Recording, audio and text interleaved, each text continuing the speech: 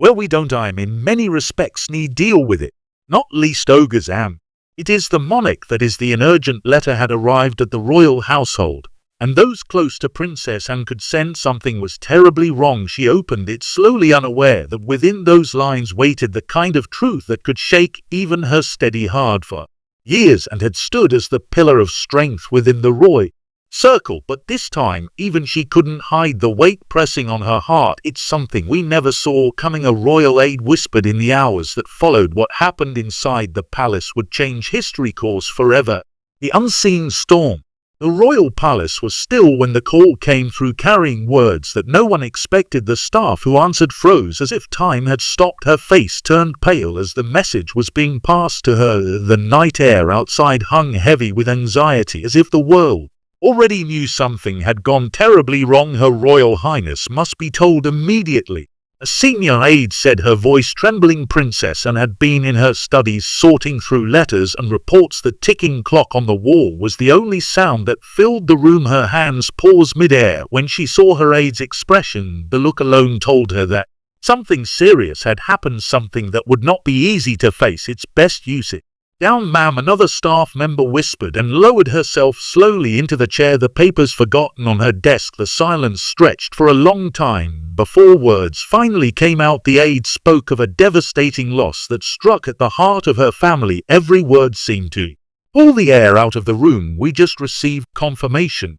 One, it's true," and fingers tightened around the edge of the chair. The news rolled through her mind again and again, but it refused to settle. For years she had built her life around duty, discipline, and loyalty, yet now, for the first time in a long while, she felt herself slipping away. How could this happen so suddenly? She asked one of the aides, but the answer didn't come. And eyes moved toward the window where the palace garden stood in darkness. The lamps flickered against the glass. She thought of the person involved, of the strong ties that bound her to them. It all seemed like a light, a sudden to believe. "We need to prepare a statement," another voice broke in with the tone of duty and control. But duty could wait. She stood and walked slowly toward the door, her steps heavy. Her years of service had taught her to face crises with composure. Yet at this moment tore through that armor. "Leave me for a moment," she said quietly.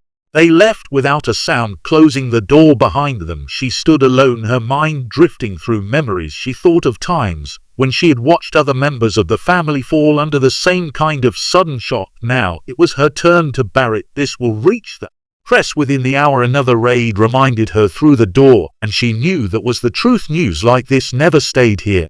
Didn't the weight of it would soon reach the public, bringing endless questions and speculation. She would have to stand before the world again, wearing the face of strength, even when her heart could not catch up. "We should alert the king," the dad, and leaned on the desk, her hand brushing against the cold surface. The familiar space around her offered no comfort. "Do you want me to call Shara?" the aide as gently. The mention of her daughter pulled her back from thought. She nodded slightly. It was time. Her family knew the palace had handled many storms, but this one felt different. It reached deeper into places the public could never see. "Tell her I'll speak to or so," and said softly. Outside the first drops of rain began and to fall, tapping against the tall windows. The sound seemed to match the rhythm of her thoughts. "We'll handle the arrangements," the senior aide assured her. She gave a nod of approval. Even now the royal household moved forward. It had done so for generations, but she knew that behind every surface they were hearts that broke just the same as any others. "No one must speak until we confirm every detail," and warned, and turned slightly, her eyes distant. She had lived long enough to know how quickly truth could twist in the public eye. It was the burden that came with the crown, even for those not wearing it or face. She murmured almost to herself. The staff exchanged worried looks, but said nothing. They knew better than to interrupt. The princess had always been the one who carried on when others could not. But tonight she stood at the edge of something she could not control. Princess and private struggle. The morning light crept through the curtains of Getkin Park, spreading across the wide lawns where horses often grazed. The stillness in the atmosphere usually brought her peace. With that peace had faded in recent days. The place was moody, and every step she took seemed to echo a little louder. She kept her composure as she always had, but something inside her had shifted. "You've always managed to hold everything together," an old friend once told her during a visit. Princess Anne had grown up in the shadow of duty, raised to work, to lead, and to never fret when eyes were upon her. She had earned respect not by noise or show, but by effort. Long days, long travels, several causes that she supported without complaint. Her life had always been a line drawn between the public and the private, and she walked it carefully. Now that line felt thinner than ever. She never slowed down, not even for herself. A palace insider remarked the people around her had always seen strength before anything else. She had built it that way, behind that strong image. Though she had faced her share of heartbreaks, the end of her first marriage, the pressure, oppressed, the long years of scrutiny, they all shaped her into someone who rarely allowed emotion to show. However, in her private world away from duty, she was deeply attached to those close to her. She had a softer side, but only her children saw her bond with sorrow, and Peter stood as one of her life's true anchors. They shared moments that few outsiders ever knew: laughter behind closed doors, rides across the fields, small talks by the fire. She taught them what it meant to stand tall, even when the ground shook beneath them. The strength that others praised in her had been born from these moments of simple love and teaching. My mom never wanted praise, Sarah had once told her friend. Even her children, known for their own toughness, struggled to reach her. She's pretending to be fine, Peter told one staff member. She spent her days moving through official duties, answering letters and attending meetings. Although her mind wandered elsewhere, the small moments between tasks became the hardest to endure. She often walked through the gardens at dawn, letting the air touch your face as if nature could take away the weight she bore.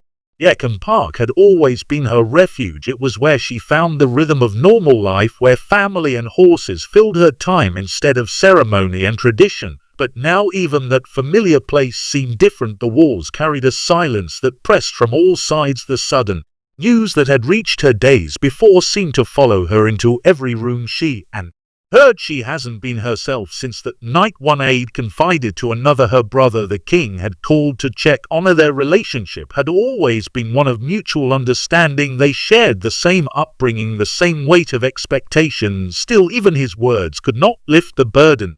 This time she spoke with calm, but her eyes, according to those who saw or her, revealed something different, something wrong. Would you like to step back from engagements? Charles asked. But she refused. That had always been her way. Work had been her armor for years, and now it became her escape. Each royal duty kept her focused on something bigger than herself. She visited charities, attended briefings, and sent messages of support to organizations. And close to her heart, outwardly she seemed unaffected, but those who stood beside her every day knew the truth. She's holding it in, because that's what she does, a staff member explained. Her friends from early years tried to reach her through letters and visits. They spoke of shared memories, riding lessons, laughter in younger days, and the adventures that once took her far from the palace walls. They hoped to remind her of lighter times. But it wasn't easy. The news had stirred something more than grief. It made her question the balance between personal loss and public image. She told me once, the duty never ends, even when the heart breaks. Close friend recalled the public admired her for showing strength, but what they could not see was the full story behind her eyes. People think she's made of stone, an insider commented, but those who knew her best understood that she was not immune to pain. She had only learned to carry it differently. She believed that the monarchy stood strongest when its members remained steady, no matter the storm. That belief had guided her through countless trials. But this one tested her more deeply than any before. Days turned into weeks, and the palace settled into calmness. Her staff moved with respect, giving her space when needed, standing by when asked. The balance between public strength and private sorrow became her daily challenge. She'll never let them see her break. An old friend said, funny. Paused for a while, eyes fixed ahead, before turning away. Duty still waited, but the woman for the role carried a heart heavier than anyone could see. The news no one expected. The rain had stopped by morning, but the clouds still hung over Windsor. The air carried the scent of whetstone and cut grass inside the palace. The corridors were strangely empty. Everyone knew that something was about to be said, something that would change the atmosphere and the royal household. The statement is ready for release, an aide said quietly as he entered the drawing room. Princess and sat near the window, her hands folded on her lap. Her face gave nothing away, but her eyes were set deep in thought. The news had come to her days ago, but now it was time for the Well to know, make sure the details or exact, no mistakes, she said in a low voice. She had read the report twice, hoping to find an error, something to ease the weight of it, but the truth stood firm now. The task fell on her to break the news. Something she had always avoided. The family's unity had always been the face of the monarchy's strength. Any sign of weakness could stir controversy, yet this was not about image or headlines. This was about someone she cared for deeply.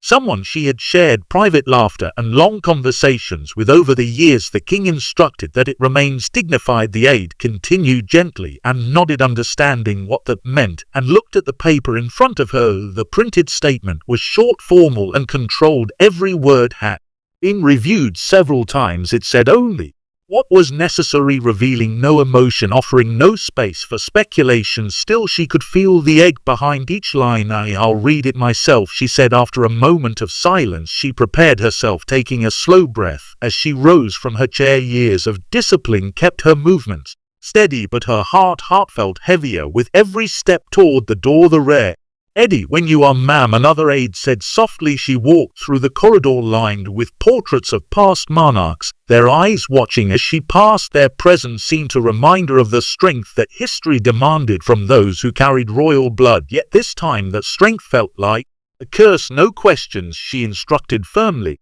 The courtyard was called. The press stood behind the barriers with microphones raised. The statement was just a few sentences announcing the condition and requesting privacy. The crowd listened in silence as her voice echoed softly across the stone walls. The family appreciate your understanding, she said to close the message. When she finished, she folded the paper and turned away without pause. You did well, ma'am, her personal assistant said gently. Cameras flashed behind her, but she didn't look back. The rain began again as she walked through the archway toward the waiting car inside. She stared ahead, her expression relaxed but distant. Her thoughts drifted back to the moment she first heard the diagnosis.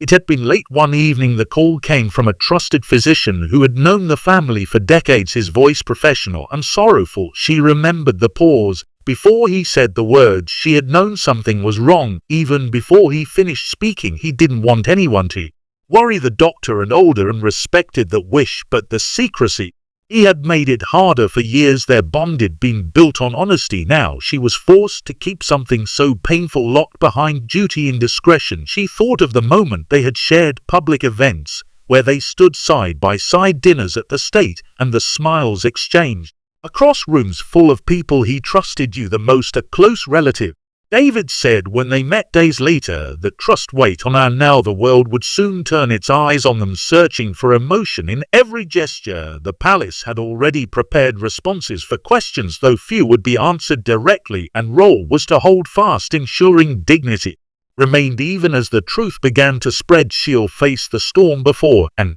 one else does, one senior staffer told a colleague back at Getcombe Park. She walked alone through the halls, the echo of her footsteps mixing with the sound of the rain outside. The horses shifted in their stables, restless under the dark sky. She paused at the window, her reflection faint in the glass. The world outside continued, as always, unaware of how deeply this moment had cut through her life. I must be strong for the sake of my family, she whispered to herself, and closed her eyes for a moment, holding on to those words. They offered a little comfort, something she could cling to in the midst of the storm that had begun. Still, she knew that time would not stand still. The press would move on, but she would carry this news alone long after the headlines faded. You've done all you can, her private secretary said gently that evening. We all know how difficult it is to stay strong, another staff member added. She gave a small nod, but said nothing outside. The rain drummed against the windows like a heartbeat that wouldn't slow. He sat by the fire for a long while, her thoughts drifting far from the palace, far from duty. He always admired your strength, the secretary added before leaving the room, and stared into the flames, her eyes lost in reflection. For once the royal shield she wore so well began to slip, revealing the woman beneath, the sister, the mother, the friend. Somewhere deep inside, the news had changed her in ways no one would ever see. Echoes through the kingdom.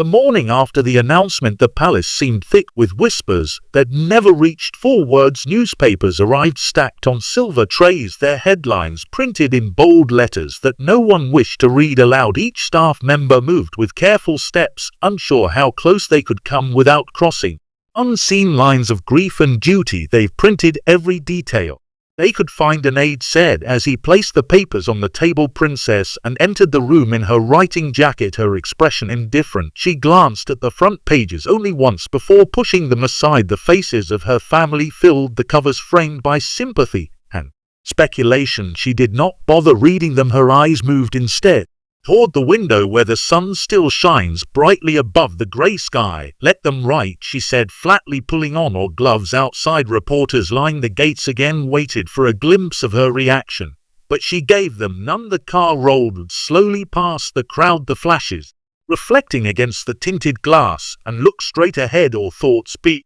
buried deep beneath layers of control. It had always been her way, face the noise by rising above it, never letting emotions spill where strangers could see. "It's always the same cycle," she said to herself. The king had called earlier that morning, his voice steady but low. They spoke, briefly exchanging a few words. The royal family had entered another season of public attention, one that required unity no matter the pain they felt, and promised she would keep her schedule unchanged. Her sense of duty remained unbroken even when heart felt anything but steady. "He asked you to take time off," an insider later said, but she refused. That afternoon she attended a long-planned engagement at a rural training center.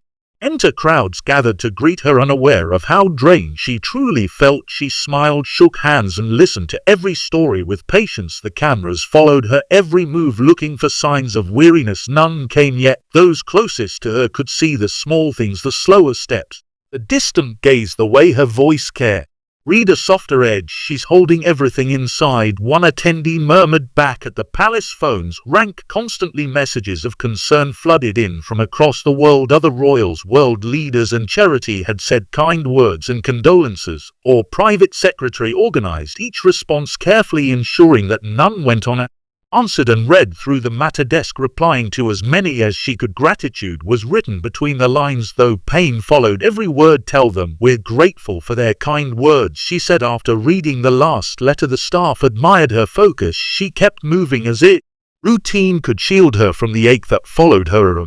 Three were, but the nights told a different story. Long after the palace went still, light stayed on in her study. The faint scratch of a pen could be heard as she worked through piles of correspondence that didn't need immediate attention. Work had become her way to keep grief at arm's length. "She doesn't sleep much these days," our maid observed. Outside the palace, the public sympathy grew quickly. Messages and flowers began to appear at the gates, forming a sea of color along the black railings. Each card carried words of support, love, and sorrow. The people had sensed her pain even without seeing. Their kindness became both comfort and reminder of how visible her life always was. "She deserves peace," one visitor said softly as she lay down. White roses. The royal press office managed the story carefully, providing brief updates and controlling speculation. Still, rumors found their way into magazines and talk shows. Some claimed divisions inside the family, others spoke of strained relationships behind closed doors. None of it was confirmed, but each headline added another layer to the story. From and ignored it, though the weight of false words pressed close around her. "We can't stop them from talking," or communications officer admitted. Her brother visited a few days later. Their meeting lasted hours behind the heavy doors of the library. They spoke in low tones, sometimes pausing for long moments of silence. No one knew what was said, but when he left, his expression matched hers, solemn and resigned. The palace corridors filled again with whispers. "Once he was gone, the royal family is handling it privately," one advisor explained to the press. Meanwhile, her children arrived at Getcombe Park. Shara stayed close, offering quiet company instead of conversation. Peter managed the outside affairs, ensuring the media kept their distance. Together they formed a small circle around, or one that asked for nothing except presence. The comfort of family felt fragile, but real. "Grandma just needs space," Shara told her children, who had called to ask how she was. Days turned into weeks, and the rhythm of palace life returned gradually. Public events resumed, headlines began to fade, yet inside the walls of her home the change remained. The news that began this storm continued to cast a shadow. Each update reminded her how uncertain life could become, even for those surrounded by crows.